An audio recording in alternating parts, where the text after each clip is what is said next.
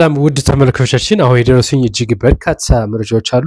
እናንተ ላይክ እና ሰብስክራይብ እያደረጋችሁ እስከ መጨረሻው አብራችሁን እንድትቆዩ እንጠይቃችኋለን። ዋና ዋናዎቹን ልንገራችሁ።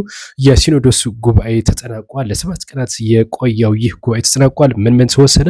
ስለሱ ሰፋ ያለ መረጃ አለ። እንደዚሁም አቡነ ኤልያስ በዛው በአሩሲ ሀገረ ስብከት እንዲቆዩ ተደርጓል። በርካታ ኃላፊነት ተሰጥቷቸዋል። ምንመለከተው ይሆናል።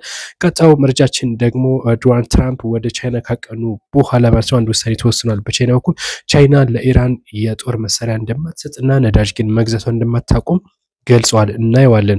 እንደዚሁም የደብረ ጽዮን ለሳውዲ አረቢያ የላኩት ደብዳቤ ያለ ምንድነው? ስለ ሰፋ ያለ መረጃ ነግራችኋለሁ። እንደዚሁም የናይጄሪያው ሚኒስትር 75 ዓመት የእስራት ቅጣት ተፈርዶባቸዋል። ምን አድርገው እንመለከተው ይሆናል። እንደዚሁም የፈረንሳይ ኤምባሲ በኢትዮጵያ እውቁ ጋዜጠኛ ተከሷል ወይም ደግሞ ትችት ቀርቦበታል። ኤምባሲው ምላሹን ሰጥቷል። ምን አለ? የምንመለከተው ነው የሚሆነው። በቀጣይ መረጃ የምንመለከተው ደግሞ የሀገራዊ ምክክር ኮሚሽን በጀት ጭማሪ 62% አካባቢ እንግዲህ ከበፊቱ ማለት ነው 62% ጭማሪ በጀት ጠይቋል። የምናየው ጉዳይ ነው። እንደዚሁም የኢትዮጵያ አየር መንገድም የ80ኛ ዓመቱን ምክንያት በማድረግ ወይም ደግሞ 80 ዓመት ሞልቶታል አየር ምክንያት በማድረግ ትርኢት እያሳየ ነው የሚገኘው። እነዚህና በርካታ መረጃዎችን ይዘናል። እናንተ ግን እስከ መጨረሻ አብራችሁ እንድትከታተሉን አዳዲስ መረጃዎችም ይዘናል።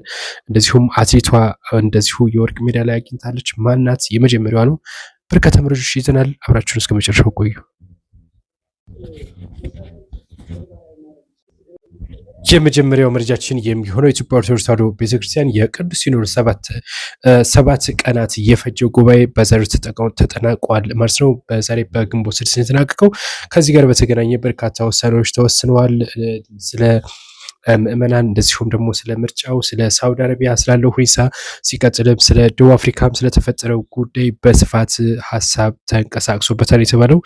በተለይ ደግሞ እንግዲህ ይህንን ጉባኤውን ሲያጠቃልሉ በመግለጫ ነው የተጠናቀቀው። ስለ ዓለም እና ስለ ሀገራችን ሰላም እንዲመጣ እንግዲህ ሁሉም የበኩልን መወጣት አለበት መልእክት አስተላልፏል። በመላው ዓለም በደቡብ አፍሪካ፣ በሳውዲ አረቢያ የሚኖሩ ዜጎች ሰብአዊ መብት እንዲከበር የርህራሄ የምህረት ፍትህ እንዲሰጣቸው እንጠይቃለን ሲሉ እንግዲህ እነዚህ ጳጳሳት ይፋ አድርጓል ማለት ነው። በተለይ ግን የአሩሲ ጉዳይ እዚህ ላይ በስፋት አልታየም። ለምን የሚለው እንግዲህ ከዚህ ጋር የተገናኘ ነው። ነገር ግን ያው ትንሽ የተወሰነ ቢሆን ብፁዕ አቡነ ኤልያስ የአሩሲ ሀገረ ስብከት ጳጳስ ሆነው እንዲቀጥሉ ተወስኗል ማለት ነው።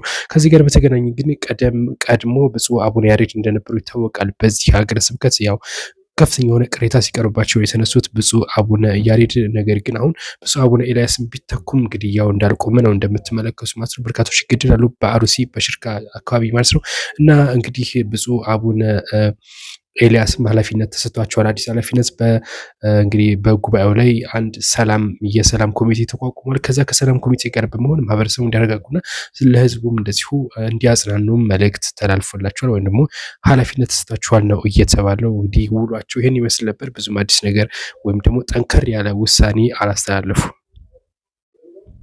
ዶናልድ ትራምፕ እንግዲህ ቻይና ነው የሚገኙት። በዛም ከሺ ጂንፒንግ ጋር ውይይት እያደረጉ በተለያዩ ጉዳዮች ላይ ድርድር እያደረጉ ነው የሚገኙት። በተለይ በንግድ፣ በመካከለኛው ምስራቅ ያለው በሆርሙዝ ሰርጥን ጨምሮ ማለት ነው የተለያዩ ውይይቶች እያደረጉ ነው የሚገኙት።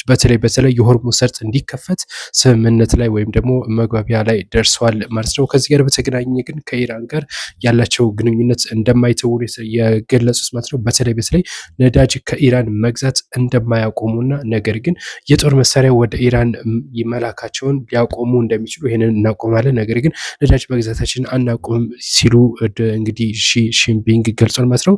እንግዲህ የኢራንን ነዳጅ መግዛታቸውን እንደሚቀጥሉበትና የጦር መሳሪያ ግን እንደማይልኩ ገልጸዋል። በበርካታ ጉዳዮች ላይ ድርድር እያደረጉ ነው። አሁንም አዳዲስ መረጃ ይወጣል። ተከታተሉን፣ እናቀርብላችኋለን። በዛሬው ዕለት ዶክተር ደብረጽዮን በርካታ መግለጫዎችን ሰጥተዋል። በተለይ ለሳውዲ አረቢያ የሞት ፍርድ ተፈረደባቸው እንደዚሁም ምሕረት እንዲደረግላቸው ጠይቋል። በመቀጠልም የምክር ቤቱና የመንግስት መመለሱን እንደዚሁ አብስሯል ማለት ነው። ለጦርነት አይደለም ምክር ቤቱ የተመለሰው ወይም ደግሞ እኛ ወደ ስራ የመጣ ነው የሚል መልእክትም አሳልፈዋል። ምክር ቤቱ ወደ ስራ መመለሱ የትግራይ ህዝብን እያንዣበበበት ያለውን ጥፋት አደጋ ለመቀልበስ ነው ሲሉ ተናግሯል። እንደዚሁም የኢትዮጵያ መንግስት የፕሪቶሪያውን ስምምነት ተግባራዊ ከማድረግ ይልቅ የትግራይን ህዝብ ለማጥፋት እየሰራ ነው ሲሉ እንደዚሁም ትችታቸውን አቅርበዋል። ሁኔታው እየተባባሰ ወደ ከፋ ደረጃ እየተሻገረ መምጣቱ የትግራይን ህዝብ ከጥፋት ለመታደግ ሲባል ለሰላም ተብሎ እንግዲህ ወደ ለሰላም ሲባል ነው እኛ ወደ ስልጣን እየመጣ ነው ሲሉ የገለጹ ዶክተር ደብረጽዮን እንግዲህ እነዚህና በርካታ ጉዳዮችን አብራርተዋል። ዋናው 75 ዓመት እድሜ እስራት ተፈርዶባቸዋል። የ75 ዓመት እድሜ ማለት ነው።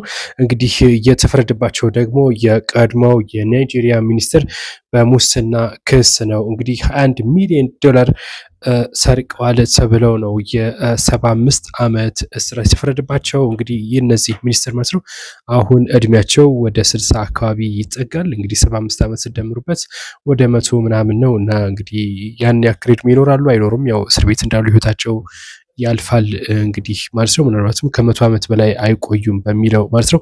እናም እንግዲህ ሚኒስትሩ ይህንን ቅጣት ተቀጥቶባቸዋል በሙስና ወንጀል። ይበል የሚያሰኝ ነው እንግዲህ ሙሰኞች እንደዚህ መቀጣታቸው ጥሩ ነው።